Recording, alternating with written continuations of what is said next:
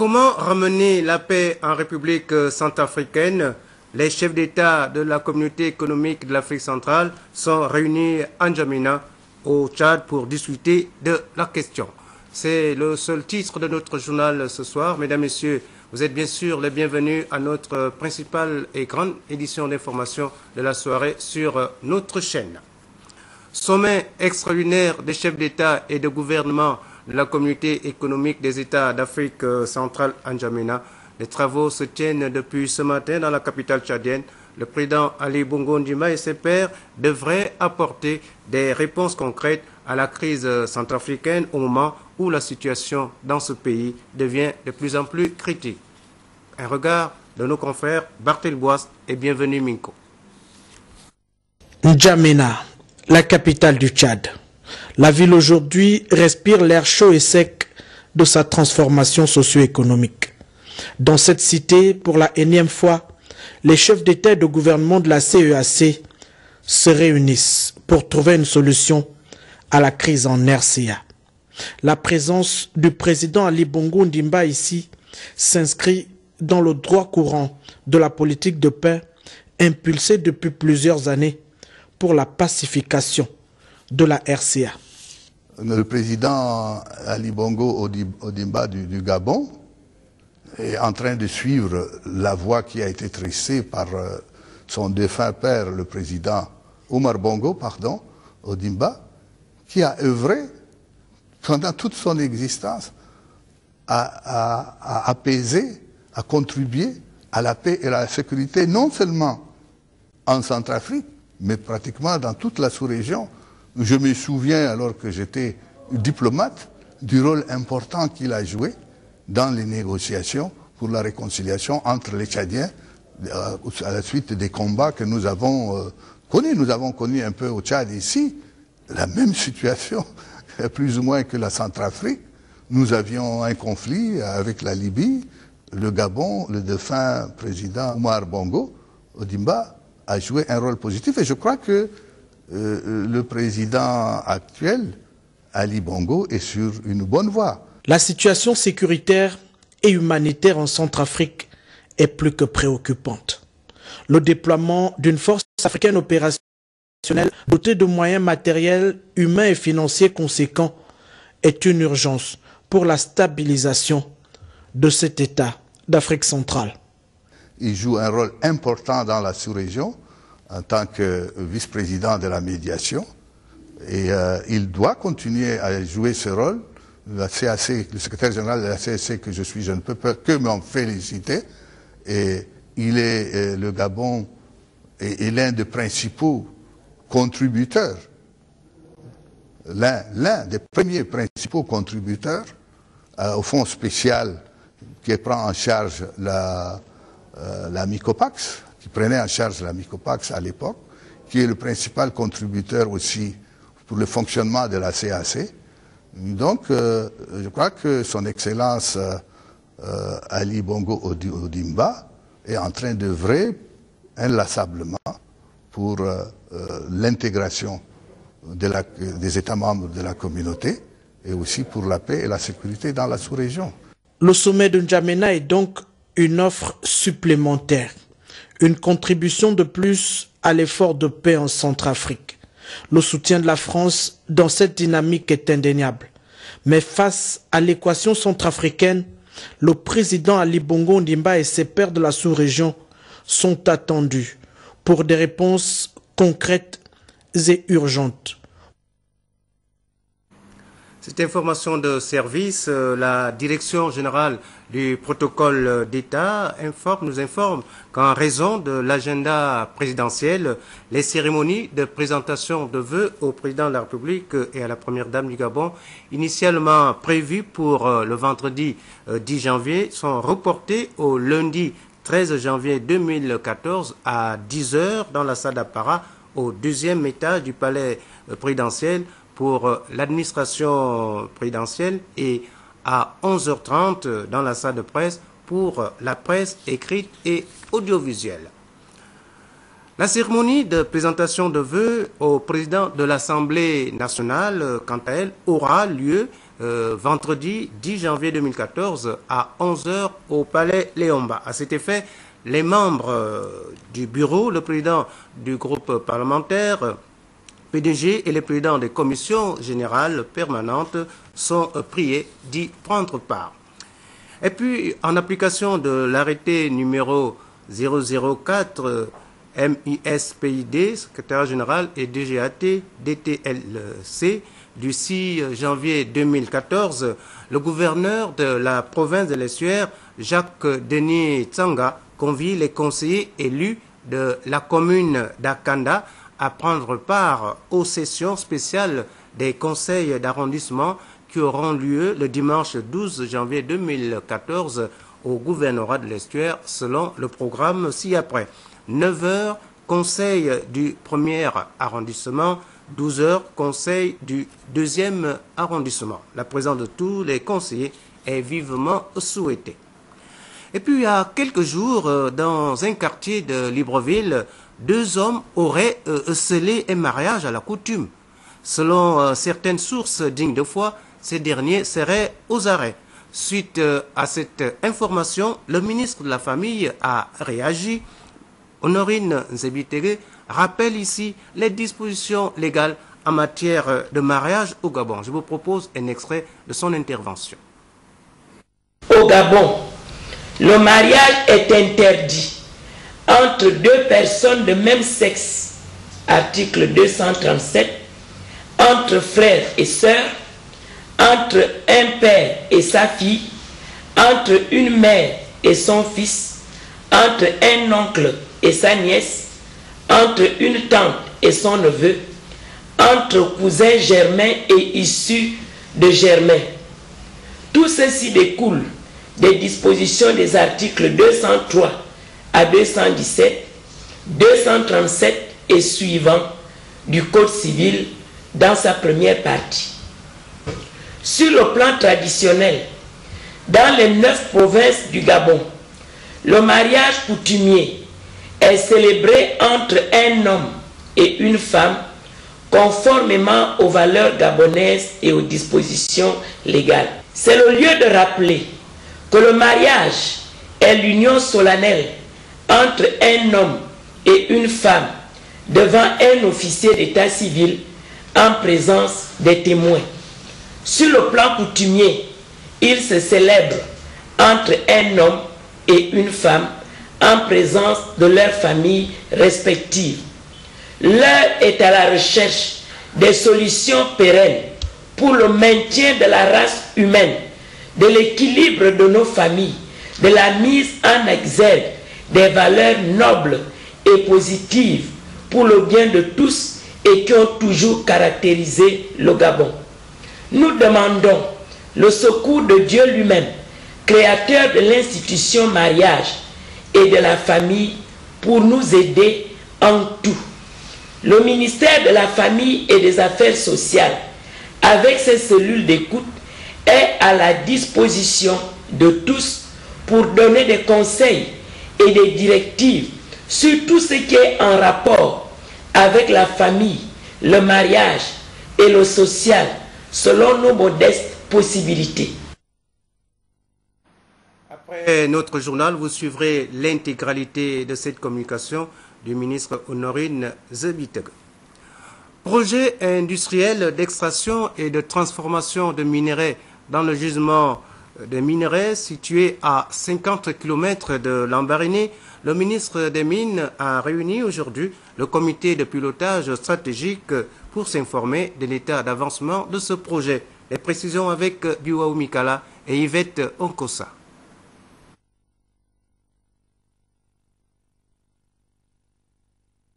Situé à une cinquantaine de kilomètres de Lambaréné, le gisement de Mabounier est un gisement polymétallique de classe mondiale dont les réserves de minerais sont pour l'heure estimées à une centaine d'années. L'objet du projet consiste à l'extraction des éléments d'intérêt, mais aussi de les transformer en accordant une attention toute particulière aux aspects de développement durable et à la maîtrise de la radioactivité. Pour le suivi et l'état d'avancement du projet maillon fort du plan stratégique Gabon émergent le comité de pilotage stratégique s'est réuni pour arrêter un certain nombre de modalités. Le directeur général délégué de Ramet, Philippe Vecten, revient sur la nature du projet.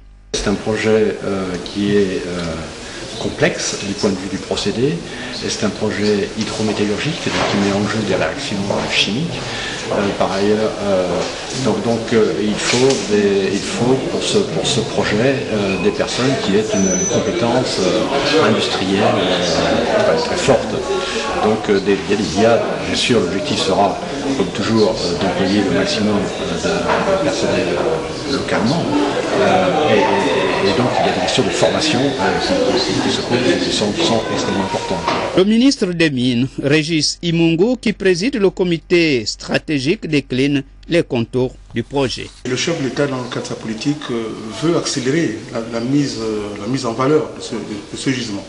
Ce gisement, c'est à la fois une évolution dans le secteur minier, puisque l'exploitation de Mabounie permettrait donc la pollution de ces différents minéraux, mais c'est aussi une avancée considérable dans le domaine industriel.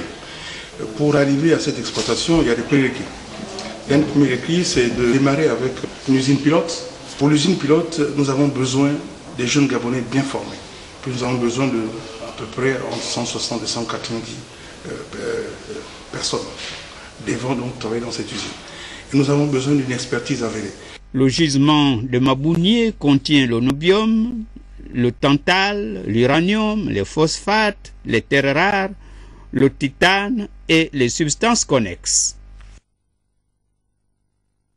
Dans le domaine agricole, le ministre de l'Agriculture était en visite dans le site de la culture maraîchère du PK8 à Libreville.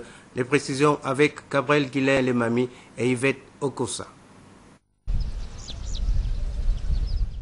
Avec un taux d'importation de plus de 80% par an, l'agriculture reste l'un des éléments pour permettre au Gabon d'atteindre son autosuffisance alimentaire.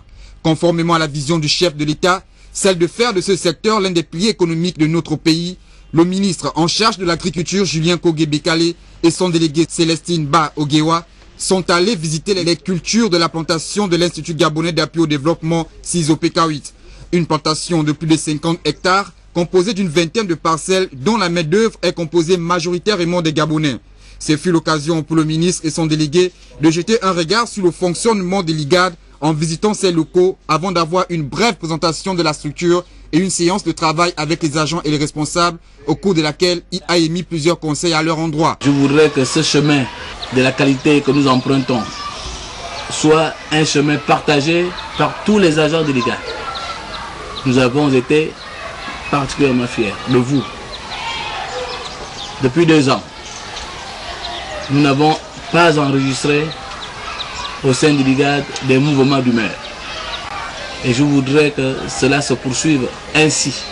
Et pour plus de précision, le ministre de l'Agriculture a rappelé à tout un chacun la fonction de l'Institut gabonais d'appui au développement. L'IGAD, Institut gabonais d'appui au développement, est une association à but non lucratif. Ce n'est pas une entreprise. Donc, elle ne fait pas de bénéfices. Elle vit des subsides de l'État ou des projets des bailleurs de fonds. Vu que la santé des populations dépend d'une alimentation saine et faisant écho du discours du président de la République, le ministre en charge de l'Agriculture, Julien Kogé-Bekale, a demandé aux agents et responsables de l'IGAD d'accélérer la mise en œuvre de ce projet et contribuer de façon probante à la production agricole afin que le Gabon atteigne son autosuffisance alimentaire et dépendre moins de l'extérieur.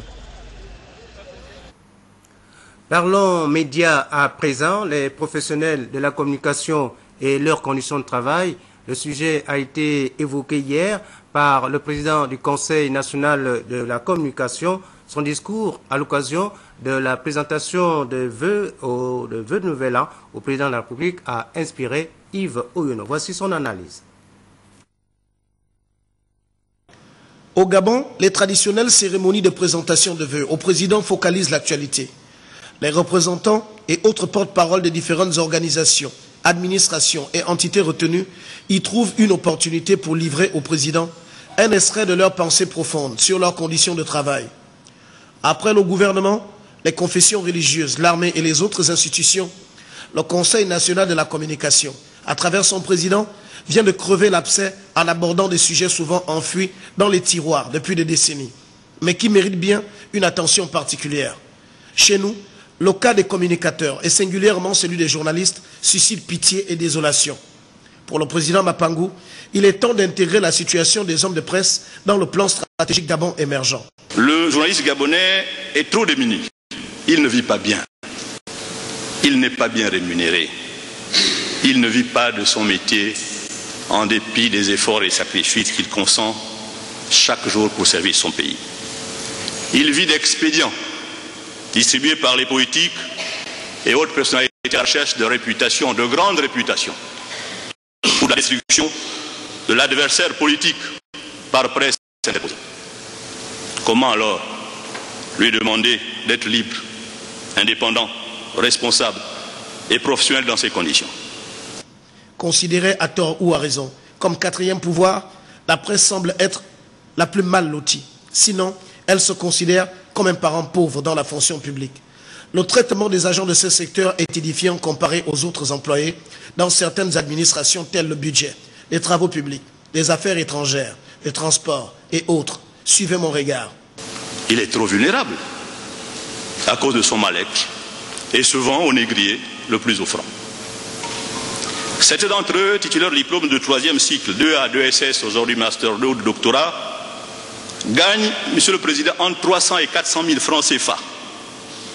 D'autres émargent encore à la main-d'œuvre non permanente pour des salaires variant entre 80 000 et 100 000 francs par mois. Certains me répondront assurément que ce sont les salaires de la fonction publique, mais il y a des fonctionnaires qui roulent carrosse. Comment font-ils? Là est toute la question. Dur d'être journaliste chez nous. Dur de vivre de ce métier dans un environnement caractérisé par la vie chère, la montée exponentielle du coût du logement, l'absence de primes vestimentaires, la vétusté et l'obsolescence du matériel professionnel. Au quotidien, nos journalistes sont condamnés à aller en reportage à pied ou en taxi, au moment où certaines autres administrations affichent pourtant clairement l'insolence de leur parking automobile fait de plaques bleues, à ne plus savoir quoi en faire. La question aujourd'hui est de savoir qu'est-ce que les hommes de presse ont fait pour mériter ce triste sort. Mieux, à qui profite cette situation alarmante. En plaidant en faveur des communicateurs cette année, le président Mapangou vient de relayer un message utile pour la vie et la survie d'une profession qui aujourd'hui ne semble plus attirer grand monde en termes de qualité. Normal, le communicateur au Gabon est condamné à vivre de cachets et autres prébendes. En 2014, le grand vœu des hommes de médias est que demain soit un jour nouveau pour leur secteur d'activité. Alors, rectificatif par rapport au jour de présentation de vœux au chef de l'État.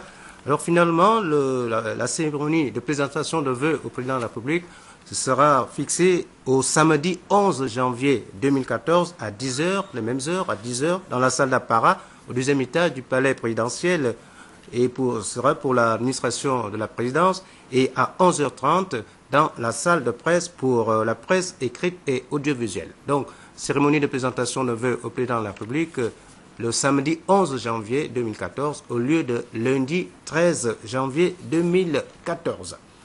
Toujours en rapport avec le discours du président du CNC, Jean-Raoul Badinga fait ici une sorte de rétrospective de la marche du secteur de l'audiovisuel depuis 1990. Voici son récit.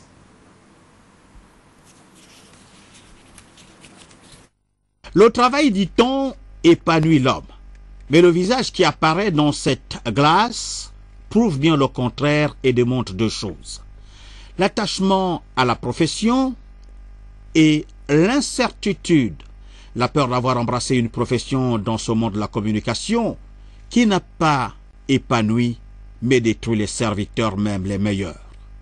Dans la glace, c'est une vie qui rappelle que la grandeur de l'homme se situe dans sa capacité à épanouir le plus faible.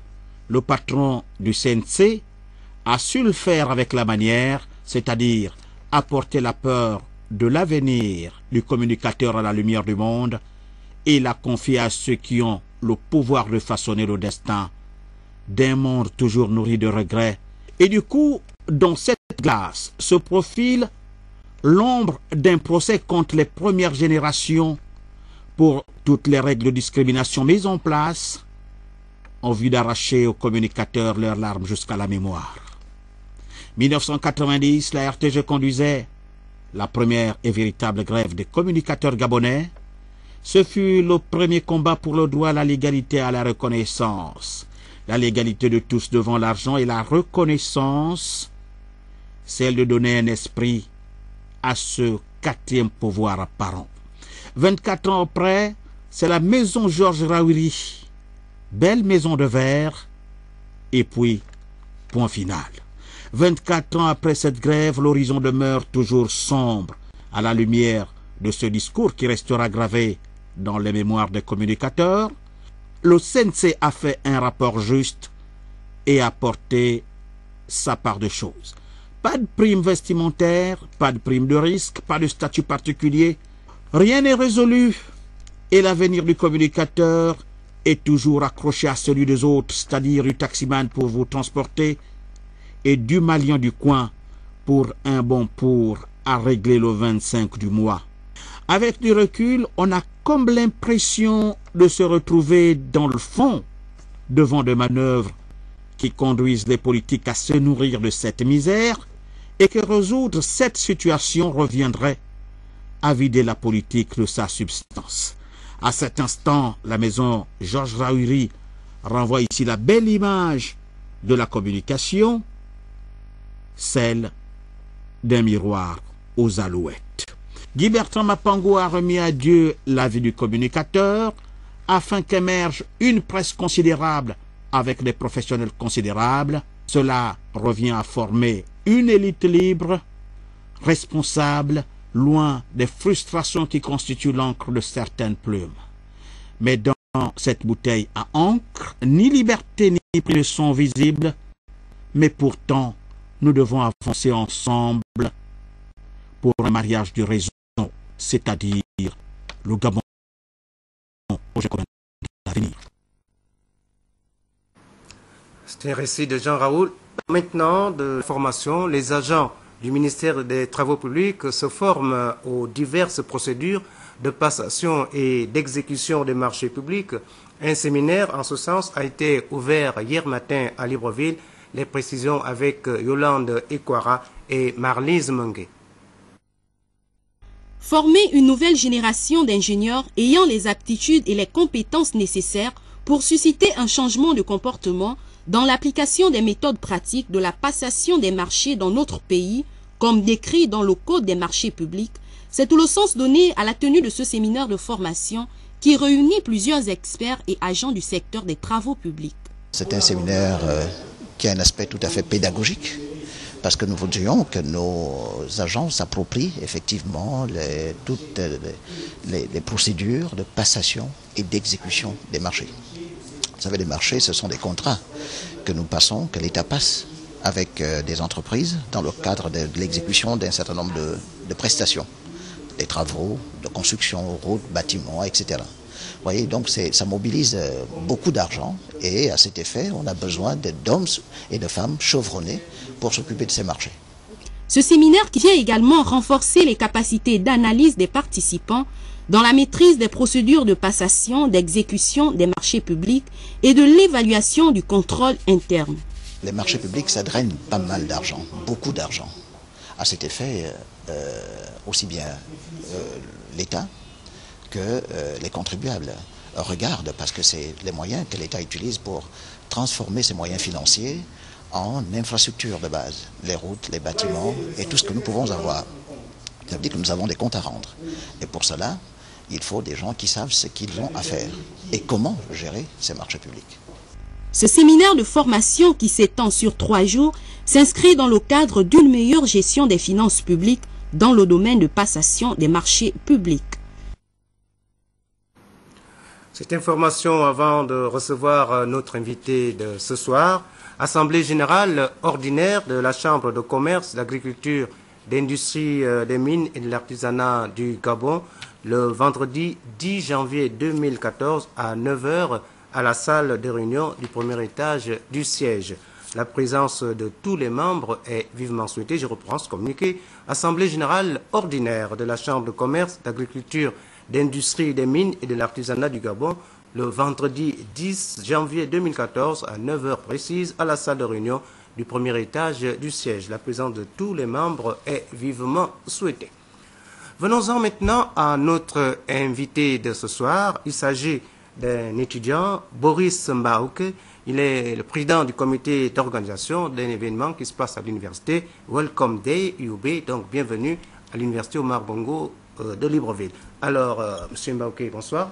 Bonsoir, Monsieur Célestin Gamobam. Alors, vous organisez une série d'événements à l'UOB et depuis quelque temps, effectivement, nous voyons des spots publicitaires qui passent. Est-ce qu'on peut encore avoir des précisions par rapport à l'organisation de ces événements-là?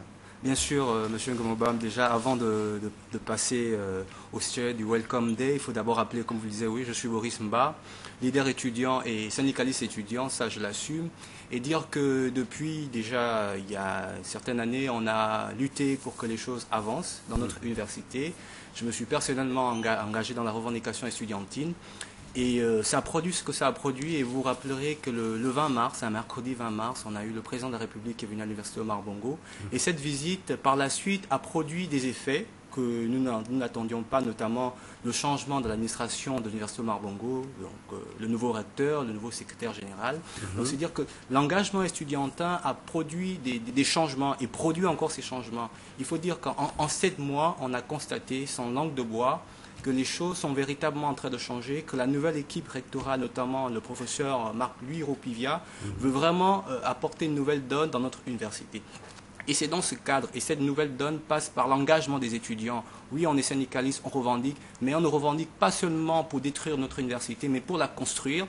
Et cet événement est dans le sens de la construction de notre université. La Welcome Day est une journée d'accueil pour les nouveaux étudiants. Donc demain 10 janvier 2014, nous comptons recevoir les nouveaux étudiants dans une atmosphère de fête, de partage, d'harmonie, leur dire que malgré tout ce qu'on peut dire sur notre université, donc l'université Omar Bongo, c'est la plus grande université de notre pays, quoi qu'on en dise, et que de là sortent de grands penseurs, de grands intellectuels, de grands cadres de notre société. Donc l'université, c'est pas seulement les bâtiments qu'on peut avoir, c'est aussi un esprit.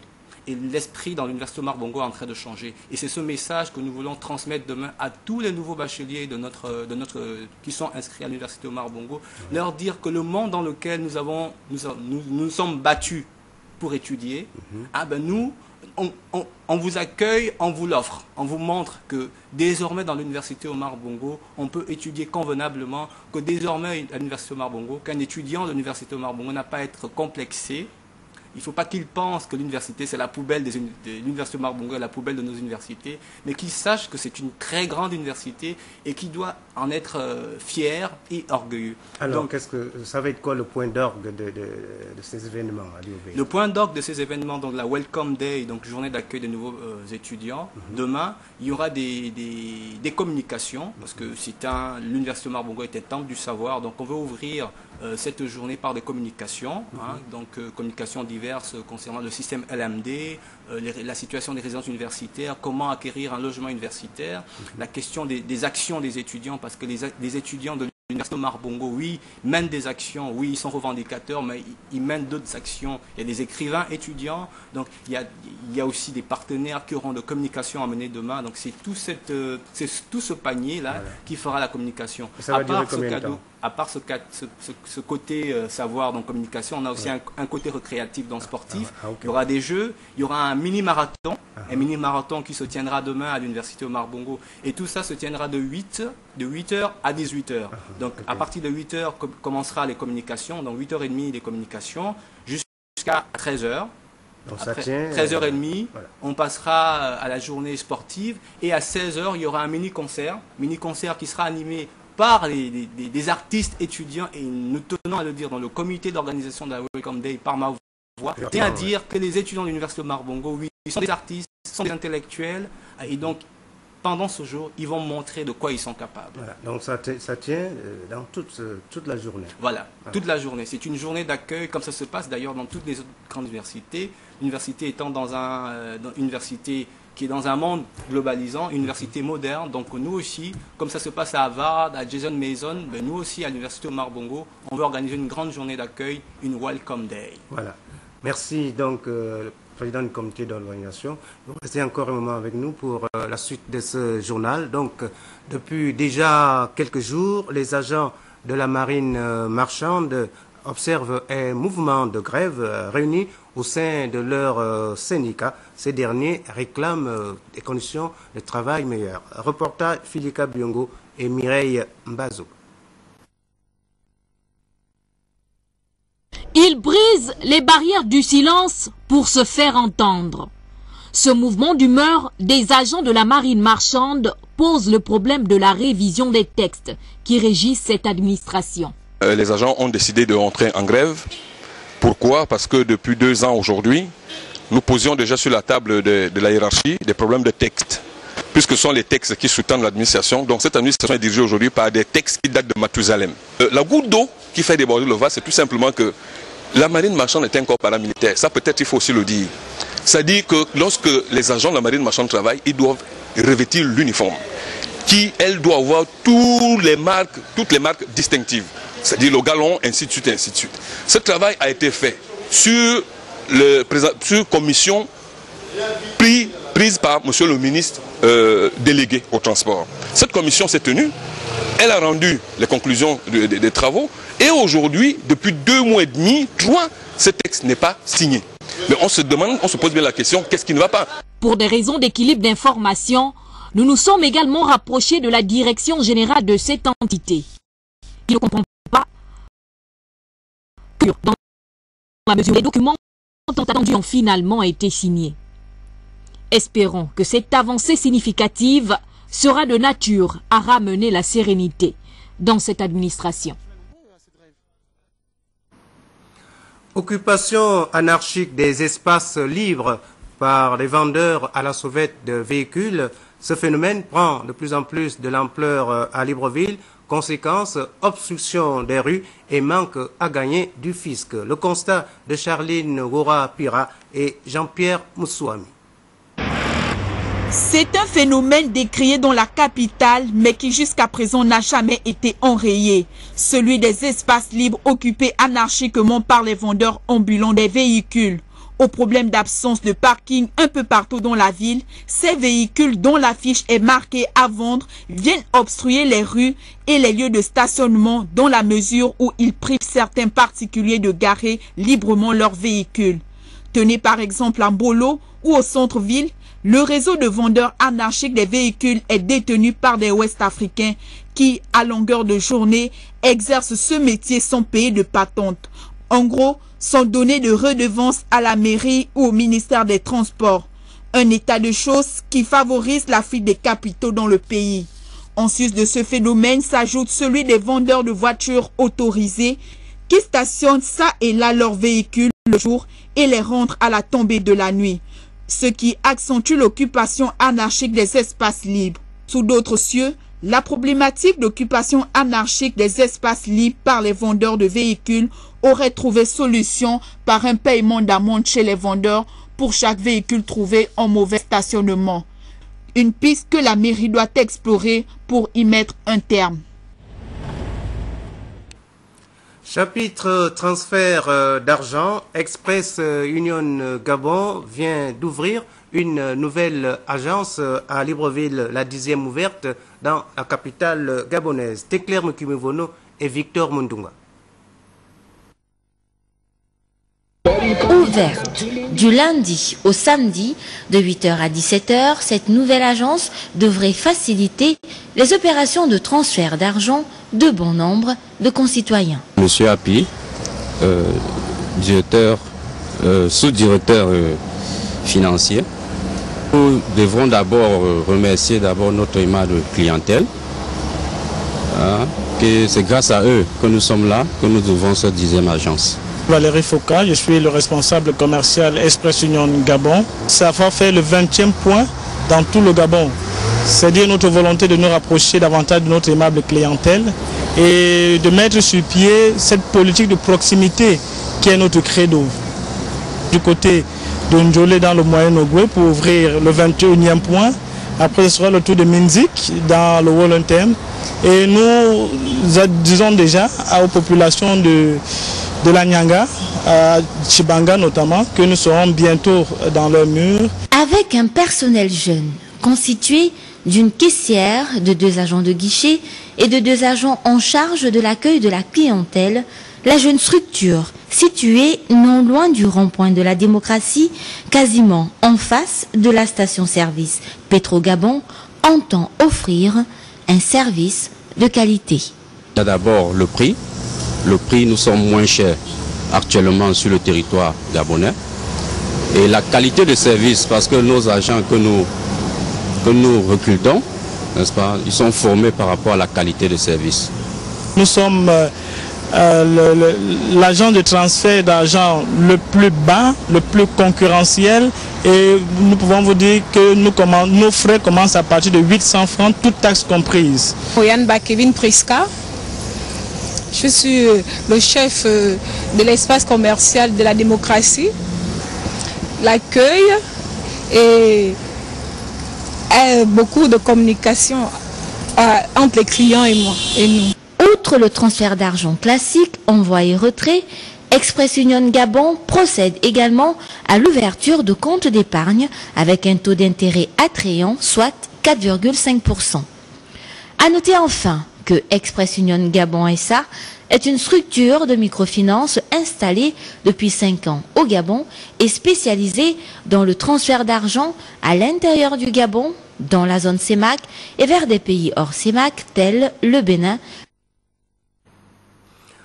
Je rappelle cette information de la Direction générale du protocole d'État. En raison de l'agenda présidentiel, les cérémonies de présentation de vœux au président de la République, initialement prévues pour demain vendredi, sont reportées au samedi 11 janvier 2014, aux mêmes heures, donc à 10 h, dans la salle d'apparat du 2e état du palais présidentiel pour l'administration de la présidence, et 11h30 dans la salle de presse pour la presse écrite et audiovisuelle. Voilà, mesdames, messieurs, c'est sur cette information que prend fin notre journal. Merci de l'avoir suivi. Excellente soirée à tous. À bientôt. Au revoir.